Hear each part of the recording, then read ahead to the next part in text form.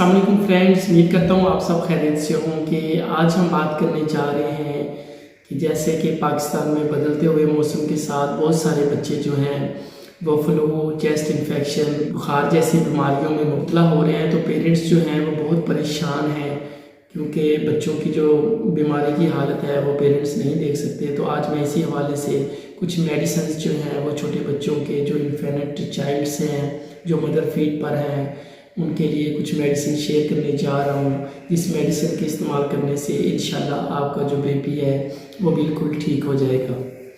तो मज़ीद डिटेल में जाने से पहले आपसे एक छोटी सी रिक्वेस्ट है कि जो इस चैनल पर न्यू हैं वो इस चैनल को सब्सक्राइब करें ताकि आने वाली हर इंफॉर्मेटिव वीडियो आप तक बआसानी पहुँच सके।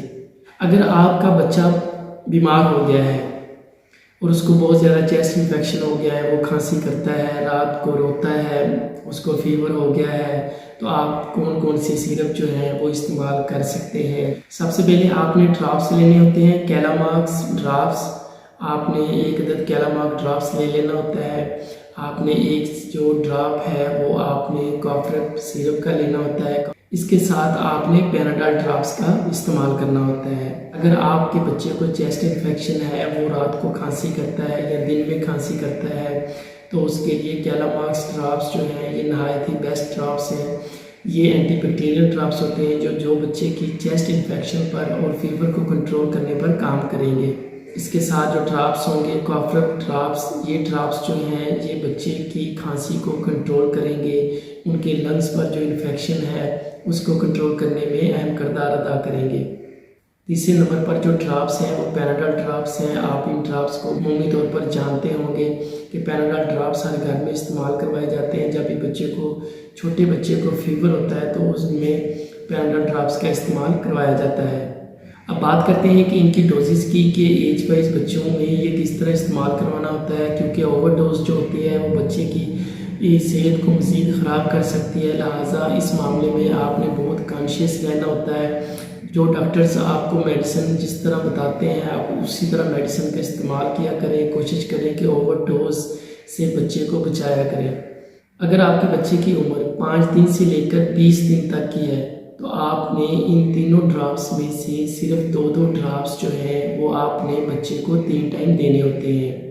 इससे ज़्यादा आप डोज नहीं देंगे।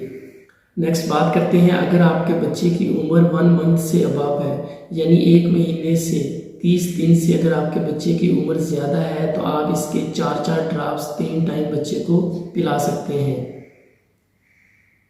ये ट्रीटमेंट जो है ये आपने 3 से 5 दिन तक जारी रखना होता है। इंशाल्लाह आप देखेंगे कि 3 से 5 दिन में आपका जो बच्चा है वो बिल्कुल सेहतमंद हो गया है और उसका जो फीवर है, उसकी जो खांसी है वो बिल्कुल ख़त्म हो चुकी है। अब बात करते हैं प्रिकॉशंस की कि जो बच्चे मदर फीड पर हैं उनकी जो मदर्स हैं उन्होंने कौन सी एहतियात करनी होती है, कौन सी ऐसी चीज़ें होती हैं जिनसे उन्होंने परहेज़ करनी होती है। इसके अलावा कौन सी ऐसी इक़दाम होती हैं जो उन्होंने करनी होती हैं ताकि उनका बेबी जो है वो जल्द अज जल्द सेहतयाब हो सके।